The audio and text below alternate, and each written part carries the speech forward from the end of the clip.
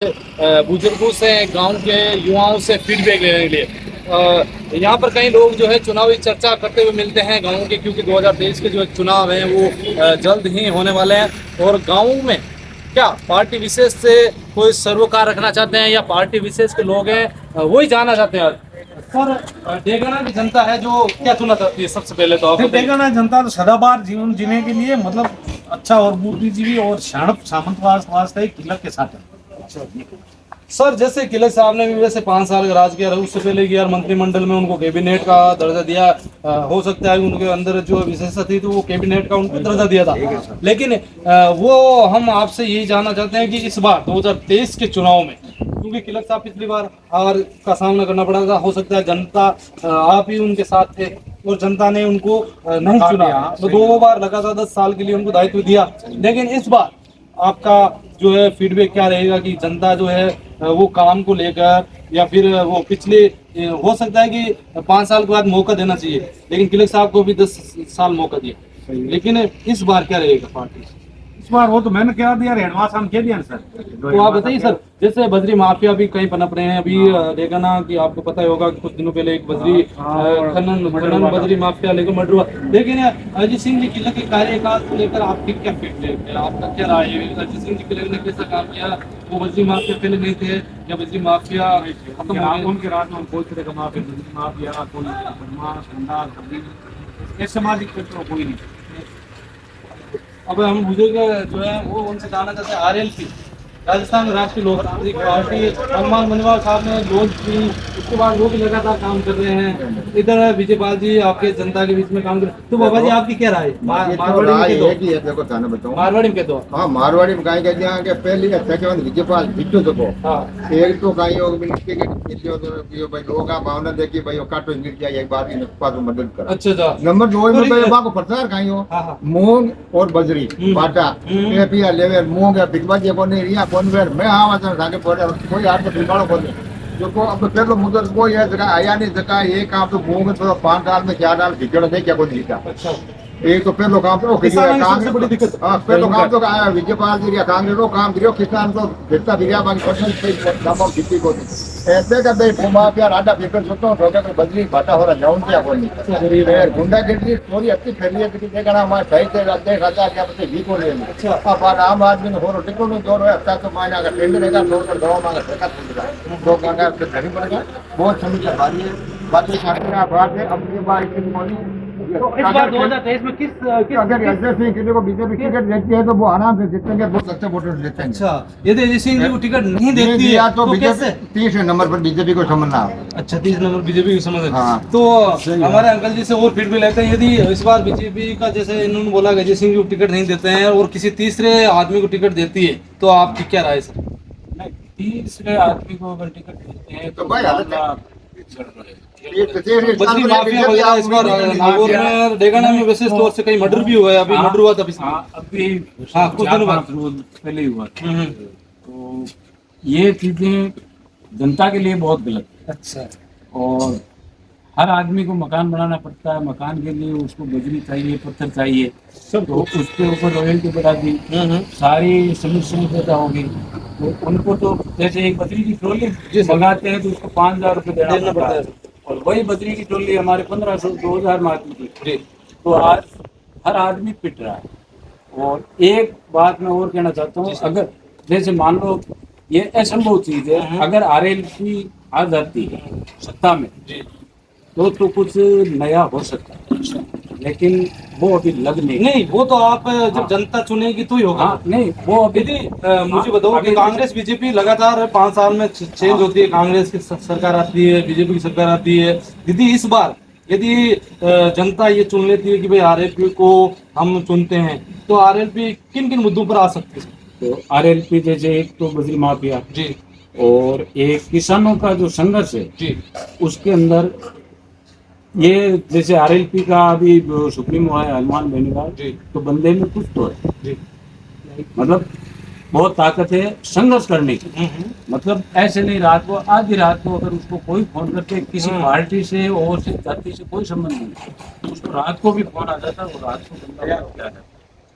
तो एक चीज तो ये तो उस बंदे में है, अगर भगवान उसको भी सत्ता देते तो इस प्रदेश का कायाकल्प हो सकता है। अपन डेगाना विधानसभा की बात करें सर, तो यदि डेगाना में आपने बीजेपी को चुना है, कांग्रेस को चुना, आज तक किसी तीसरे मोर्चे को नहीं चुना है, नहीं तो चुना। तीसरे मोर्चे को आप क्यों चुनना चाहते हो, ये बताइए।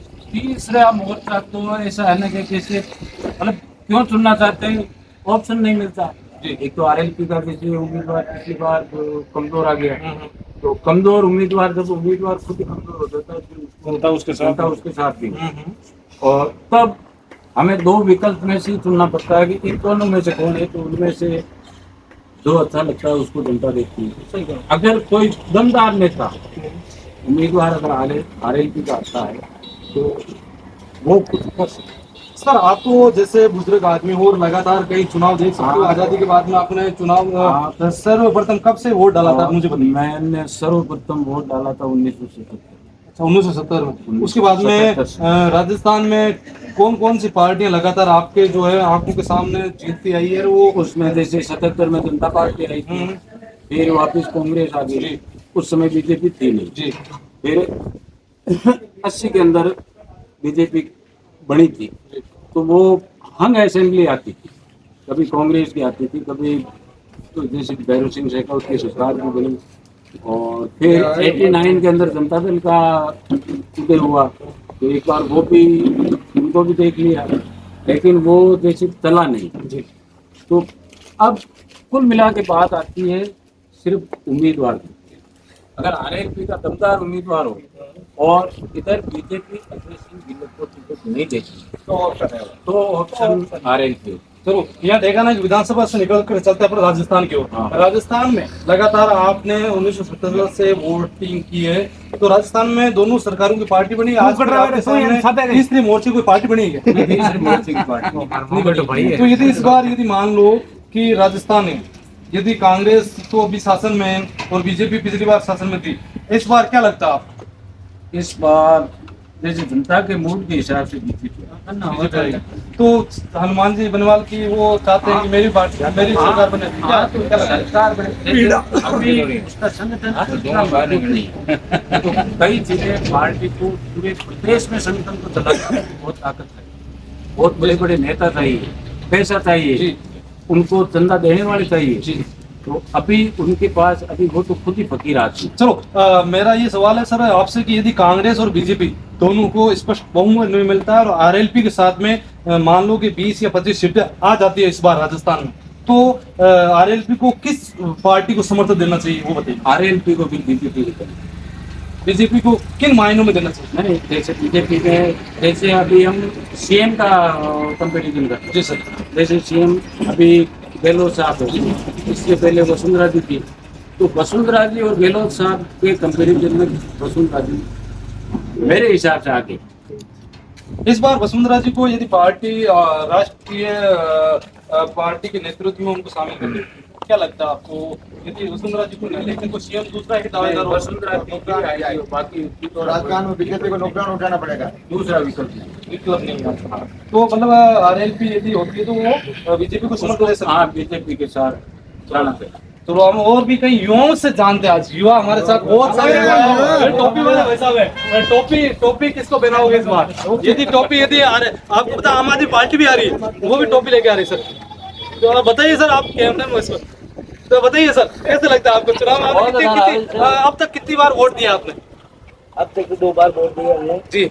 अच्छा, वोट दिया आपने, तो आप किसको चुनोगे? आपके दिमाग से जो काम करने वालों को या बिना काम करने वालों को किसको चुनते हो? काम करने वाले हैं। हाँ, तो कांग्रेस को चुने। अच्छा, कांग्रेस को चुने। चलो हमारे ये कई जो है लोगों की अलग अलग राय है, और भी जानते हैं युवाओं से। हमारे साथ में और भी कई युवा है जो उनसे जानते हैं कि एक सर इनसे जानते हैं सर कैसा लग रहा है राजस्थान में इस बार चुनाव है 2023 को लेकर? सबको चुनाव वोट देने नहीं चाहिए कि चाहिए, वोट देना चाहिए कि नहीं चाहिए? घर से जो निकलते नहीं है उनको क्या लेकर के बहुत अच्छा है कि वोट देना नहीं चाहिए? क्या देना चाहिए? देना चाहिए थे। बीजेपी को क्यों देना चाहिए? कारण बहुत अच्छा है, बीजेपी का बहुत काम अच्छा है। वो कैसे वहाँ सर? जैसे हाँ, राष्ट्रीय अभी भारत में जो है मोदी जी की सरकार है भाई साहब, क्योंकि इस वक्त जो है कई लोगों से हमने ऐसे दिल से पूछना पड़ता है, कई लोग गलत राय देते हैं या सही राय देते हैं, लेकिन दिल पे दिमाग पर हाथ रख के पत्रकार की हुई है एक फीडबैक लेता है तो उसको बहुत कई परेशानियों का सामना करना पड़ता है। तो सर ये बताइए मुझे कि भारत में जैसे अभी आपको पता होगा चंद्रयान 3 लॉन्च हुआ और वो सफलता की ओर था, फिर नरेंद्र मोदी जी ने दिया। केंद्र में तो चलो बीजेपी की सरकार, राजस्थान में किसकी सरकार चुनना चाहते हो? राजस्थान में बीजेपी की सरकार अच्छा है। और क्यों चुनना चाहते हो? वैसे भी बीजेपी का सरकार भी इस बार चल रहा है। कांग्रेस की सरकार है सर। कांग्रेस की सरकार चल रहा है तो बीजेपी की सरकार भी बहुत अच्छा है, कांग्रेस का भी सरकार अच्छा काम कर रहे हैं। तो ऐसा नहीं है कुछ कि बीजेपी का कुछ गलत नहीं है। सर ये तो गलत है, फिर तो आप तो यार दोनों पार्टियों के बराबर कर रहे हो। इस बार काम नहीं, किसको बराबर किसको नहीं है लेकर अभी। कंप्रोमाइज करना चाहते हो? अच्छा काम कौन कर रही है? अगर प्रधानमंत्री बीजेपी का है तो कांग्रेस बीजेपी की सरकार भी होना अच्छा इसका मतलब दोनों पार्टियां मिलकर काम अच्छा करवा सकती है। चाहिए।